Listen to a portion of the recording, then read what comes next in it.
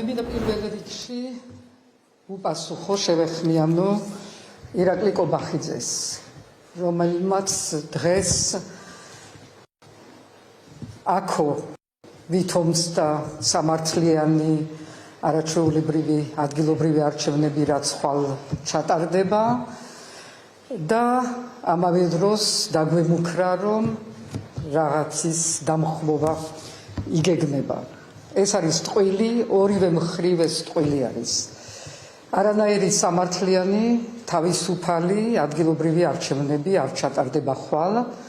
ეს იქნება ჩვეულებრივი ფარსი და დაცინვა საზოგადოების, რომელიც გამოდის ქუჩაში, გამოდის, მშვიდობიანად გამოდის, უკვე 300 დღეზე მეტი არის და რეალურად უკვე ფაქტობრივად 1 წელი, რამე თუ ეს დაიწყო შარშან არჩევნების მერეც პირველი გამოსვლები და ეს იმას ნიშნავდა, რომ ჩვენ არ ვაღიარებთ იმ გაყალბებულ არჩევნებს და ეს ხალხი, ვინც გამოდის იმისთვის, რომ მიიღოს უკან თავისი ხმა, დაიბრუნოს და დაიბრუნოს არჩევნები, ის ვერ დაკმაყოფილდება იმ ფარსით, რაც ხვალ ჩატარდება.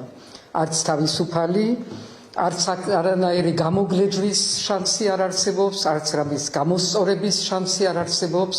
ეს არის ჩვეულებრივი დიქტატურის პირობებში ჩატარებული არჩევნები. ცოტა ხნის წინ ჩვენ ვნახეთ ამისი მაგალითი რუსეთშიც.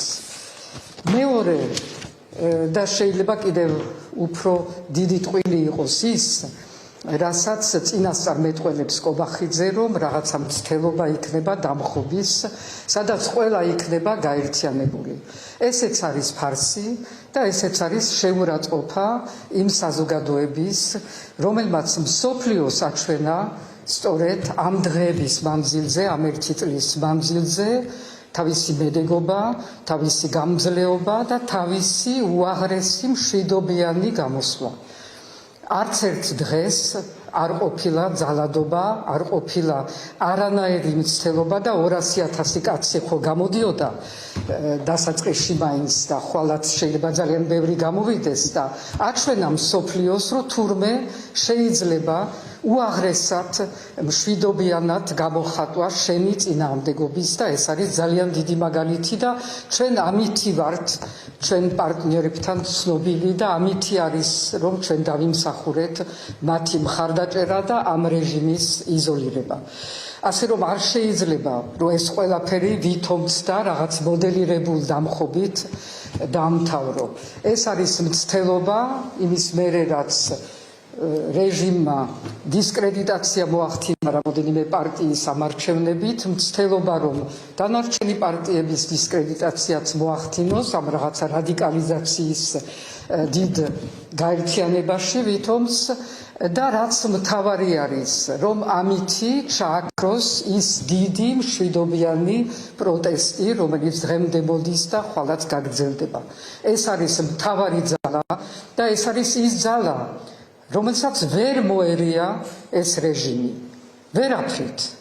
ზოგჯერ ბევრი ხალხი არის, ხან მეტი, ხან ნაკლები, მაგრამ ვერ მოერია, იმიტომ რომ ვერ გამოიყვანა წყობიდან სწორედ და დადის, დგას და იდგება, სანამ ჩვენ არ მივიღებთ დაკმაყოფილებას იმ მთავარ მოთხოვნების, რომელიც რჩება საპარლამენტო არჩევნები და მშვიდობიანი შეცვლა ამ რეჟიმის, რომელმაც აგვართვა ევროპული მომავალი.